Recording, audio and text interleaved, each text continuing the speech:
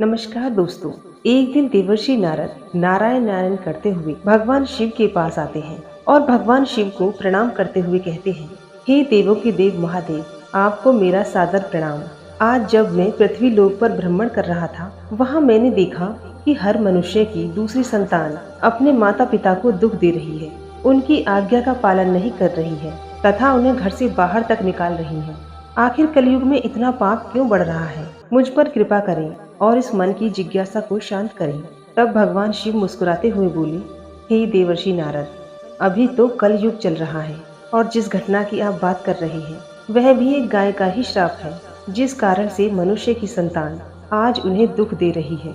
तब नारद मुनि अत्यंत उत्सुकता के साथ कहते हैं, तो नारद जी कहते हैं, हे भोलेनाथ, गाय ने क्यों दिया मनुष्य को ये श्राप?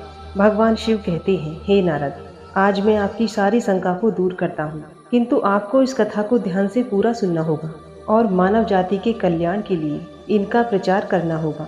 जो भी स्त्री पुरुष इस कथा का श्रवण करेगा उसके सारे पाप नष्ट हो जाएंगे और उसे मुक्ति मिल जाएगी और उन पर मेरी कृपा दृष्टि सदैव बनी रहेगी। दोस्तों, नारद मुनि कहते हैं, हे प्रभु, मैं ऐसा ही करूँगा। मेरा सौभाग्य है जो इस कथा का श्रवण करने का अवसर आज मुझे मिला है।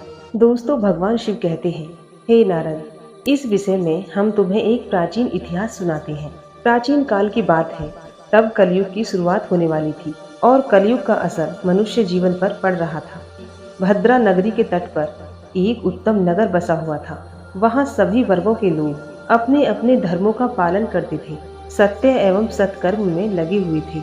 उस नगर में आत्मदेव नाम का एक ब्राह्मण रहता था, जो सभी वेदों का विशेषज्ञ, सभी प्रकार के धार्मिक कार्य करने में निपुण था। वह ब्राह्मण दूसरे सूर्य की तरह अत्यंत तेजस्वी था। आत्मदेव धनवान ब्राह्मण होने के बावजूद भी भिक्षा मांगते हुए जीवन निर्वाह करता था। उसकी पत्नी का नाम धुंधुली था। वह अत्यंत सुंदर थी, मानो जैसे स्वर्ग की अप्सरा हो, तथा उसका जन्म भी अच्छे कुल में हुआ था, जो अपने स्वभाव से बड़ी हठीली और क्रूर थी।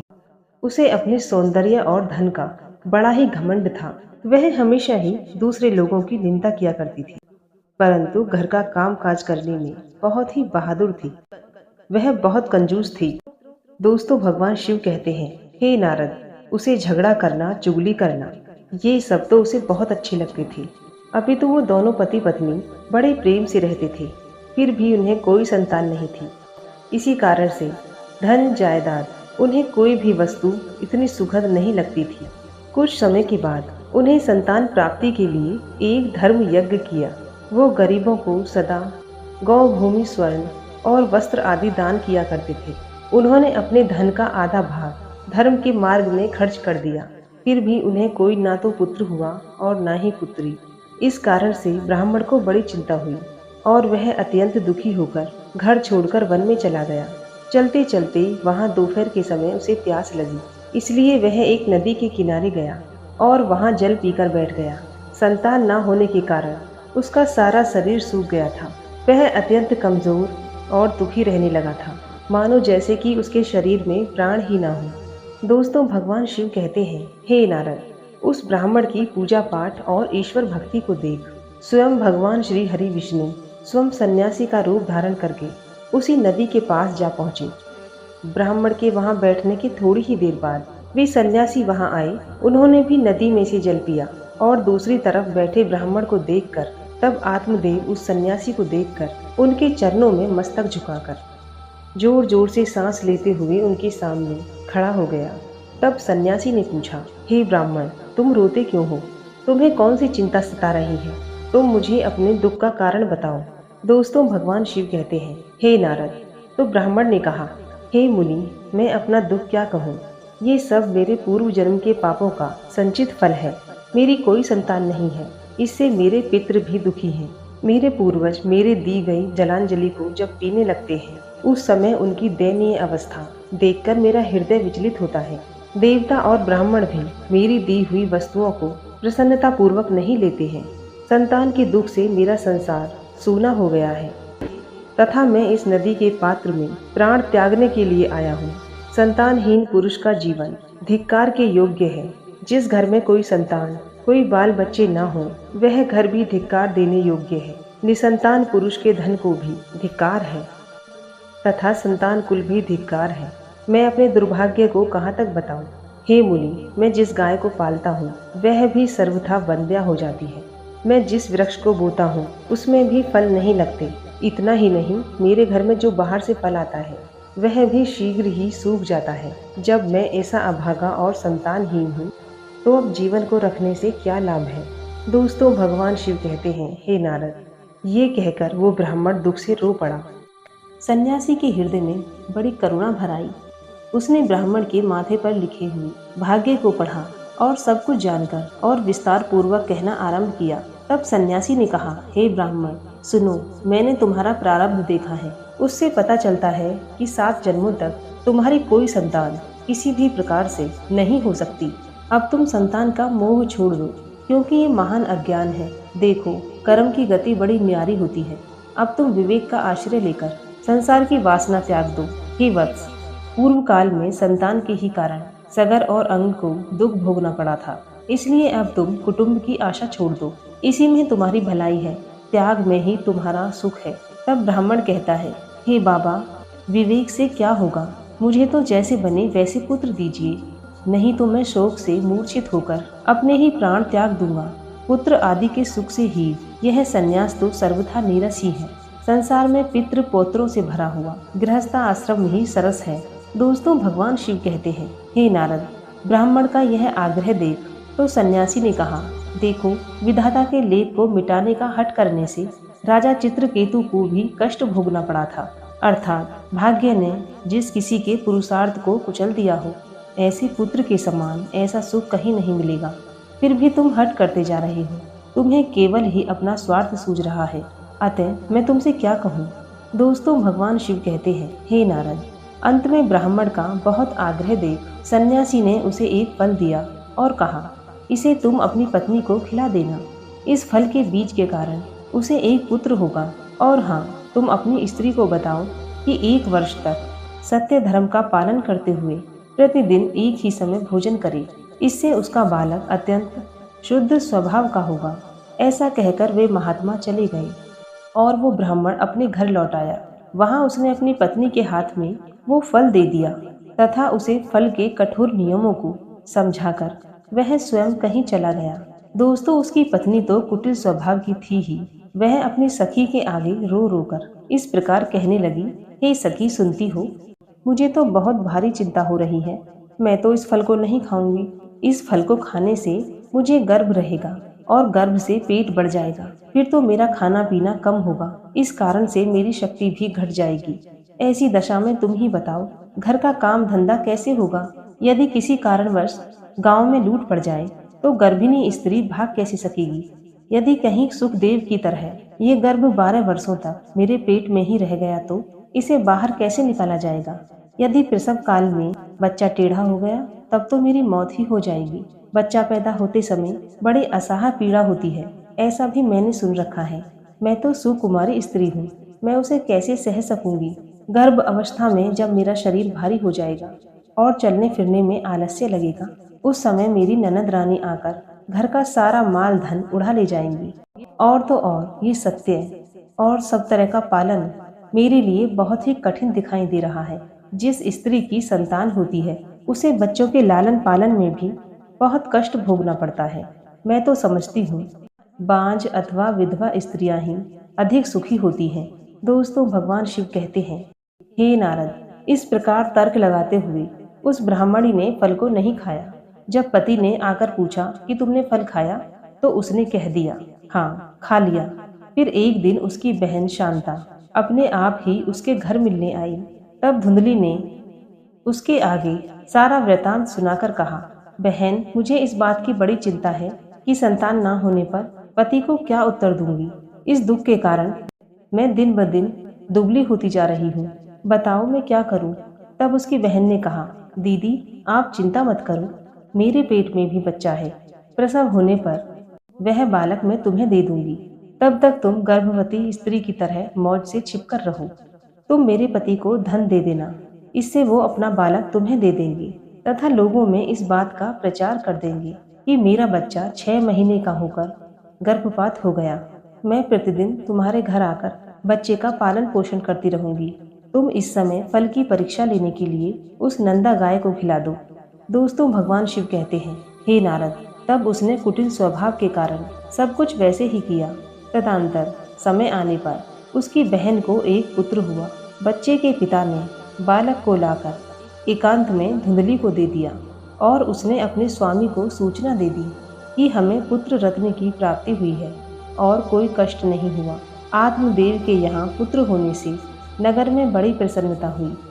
ब्राह्मण ने बालक का जात कर्म संस्कार करके ब्राह्मण को दान दिया।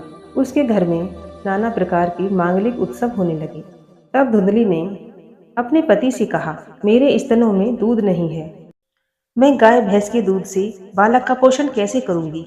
सुनते हो, मेरी बहन को भी बच्चा हुआ था तो वह मर गया है, अतः अब उसी को बुलाकर घर में रख लें। अब वही आकर बालक का पालन पोषण करेगी। उसके पति ने पुत्र की जीवन रक्षा के लिए सब कुछ किया। फिर उन्होंने उसका नाम धुंधुकारी रखा। दोस्तों, 3 महीने बीतने के बाद श्री हरि के फल के आशीर्वाद से ब्राह्मण की गाय नंदा ने भी एक मनुष्य के बालक को जन्म दिया, जो सर्वांग सुंदर, दिव्य तथा स्वर्ण जैसी कांति वाला था। उसे देखकर आत्मदेव को बड़ी प्रसन्नता हुई और उसने स्वयं ही बालक के सारे संस्कार किए। ये आश्चर्य का समाचार सुनकर सब लोग उसे देखने के लिए आए और आपस में कहने लगे, देखो भाई, इस समय आत्मदेव का कैसा भाग्य उदय हुआ है। कितने आश्चर्य की बात है कि गाय के पेट से भी देवता के समान रूप वाला बालक उत्पन्न हुआ है। किंतु देव योग से इस बात का किसी को पता नहीं था। उस बालक के कान गौ के समान थे। यह देखकर आत्मदेव ने उसका नाम गौकर्ण रख दिया। दोस्तों, भगवान शिव कहते हैं, हे नारद, एक दिन की बात है जब आत्मदेव कहीं बाहर गए हुए थे और धुंधली की बहन भी बीमार पड़ गई, इसलिए उसे ही दोनों बालकों को संभालना पड़ रहा था। तभी उसने नंदा गाय का दूध निकालकर केवल अपने पुत्र धुंधुकारी को ही पिलाया और गौकर्ण को नहीं दिया, तथा उससे वो हमेशा ही द्वेष करती थी। उसे बहुत मारती पीटती थी और हमेशा उसे अपशब्द कहती है। फिर उसी दिन धुंधुली के मन में विचार आया कि आज घर पर कोई नहीं है, यही सही मौका है इसे ठिकाने लगाने का, क्योंकि भविष्य में गौकर्ण भी उसकी जायदाद का वारिस बनने वाला था, जबकि वो उसका ही पुत्र सारे धन का अकेला ही वारिस होगा। इसलिए उसके कुटिल स्वभाव में ये विचार आया कि क्यों ना आज मैं इसे जहर देकर मरवा दूं, और उसने ऐसा ही किया। जब वे दोनों ही बालक 1 वर्ष के थे, धुंधुली ने गौकर्ण को उसी के नंदा के दूध में जहर मिलाकर उसे पिला दिया, किंतु वह तो स्वयं ही श्री हरि का आशीर्वाद था, इसलिए वो विष पीकर तड़पते हुए अपनी माँ के पास जा पहुंचा। दोस्तों, भगवान शिव कहते हैं, नंदा अपने पुत्र की ऐसी हालत देखकर वह अत्यंत दुखी हो गई और उसने भगवान शिव का स्मरण करते हुए अपने बच्चे का विष हरने का करुण विलाप किया। भगवान शिव के तेज के कारण वह बालक तुरंत ही ठीक हो गया और अपनी माँ का दूध पीने लगा।